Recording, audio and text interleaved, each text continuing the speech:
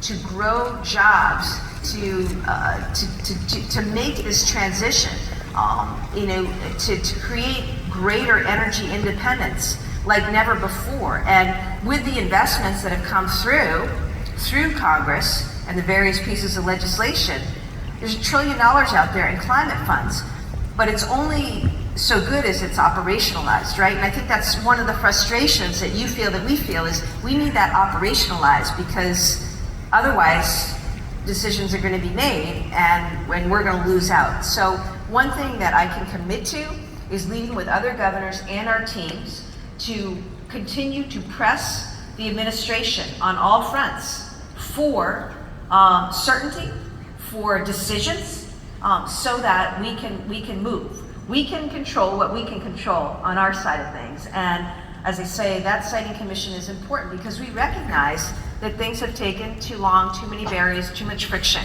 So, we can work on that component while collectively being advocates with the industry on what needs to happen. So also just to say a few more words about our appreciation around regionalism. One of the things we're struggling with is this whole notion of a local power company and lots of regulation based on an idea that just doesn't match the scope and scale of the problem. How did you get the other governors to appreciate the notion that we should be thinking about both the economic development but also the procurement as a region? Was that an easy discussion, or did that take a little bit of work? I think given the realities, we're not islands. We're not on our own. I mean, the scale of what needs to happen and the pace at what it needs to happen, the only way you're going to get there is through a larger collective effort. And so it's in each of our self-interests to work collectively to make this happen. And there's plenty to go around. We just have to do it in the right way. And that means getting our teams synced up, getting on the same page about procurements, how we go about them, how we work with the industry, and how we site things. And again, there's a lot of decisions to be made about siting of infrastructure. We need to build a lot of infrastructure. So how are we going to do it in the quickest way and the smartest way possible? So that's an easy value proposition. I think that most all of us, with some exceptions, recognize, certainly in this region, when you look at in New England and the Mid-Atlantic, the governors realize this is our destiny, and we're only going to be as successful as we are able to work together. Final question. You have described a number of ways that you and your terrific staff are leading and helping us. What can this room do to help you? Oh, that's a great question.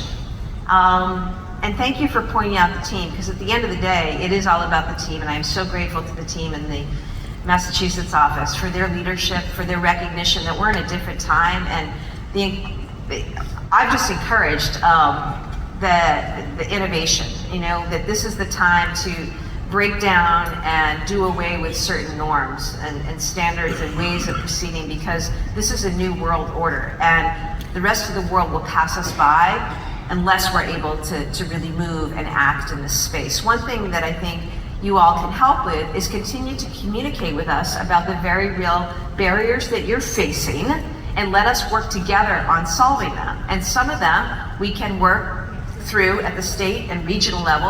Other things we collectively need to go to the federal administration on and ask for help and demand help. This is a federal administration that has purported to be about a clean energy transition, growing great new jobs, using wind and other clean energy sources as a real economic driver, and creating a more independent energy future for this country. So, as with anything, and I say this as a politician, hold them accountable, and collectively, let's make sure that we are holding folks accountable to make this happen. And I hope that you also look to Massachusetts as a place where you can try some things on, try some things out.